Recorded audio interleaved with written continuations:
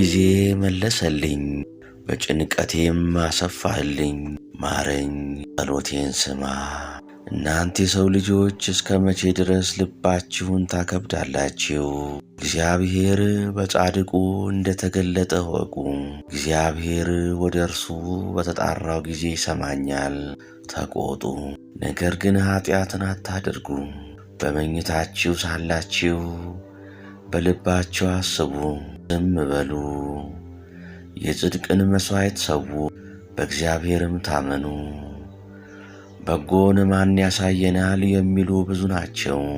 አቤቱ የፊት ብርሃን በላያችን ታወቀ።